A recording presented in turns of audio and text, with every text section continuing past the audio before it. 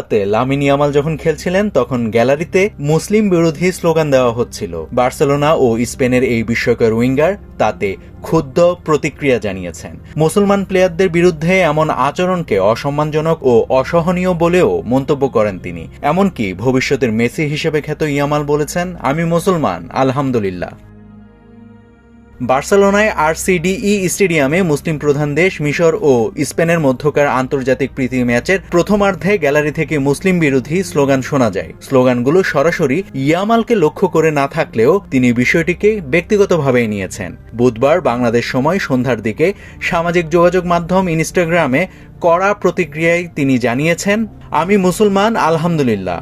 স্টেডিয়ামে তুমি যদি লাফ না দাও তবে তুমি মুসলিম, এ ধরনের স্লোগান দেওয়া হচ্ছিল। এগুলো প্রতিপক্ষকে লক্ষ্য করে বলা হয়েছে, ব্যক্তিগতভাবে আমাকে নয়। তবে একজন মুসলমান হিসেবে এটি অসম্মানজনক এবং সম্পূর্ণ অগ্রহণযোগ্য।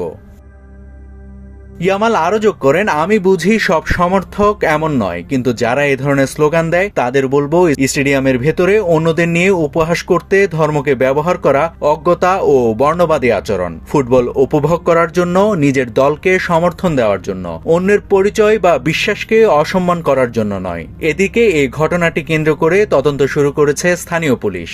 নাভিদ হাসান, সোনালী নিউজ।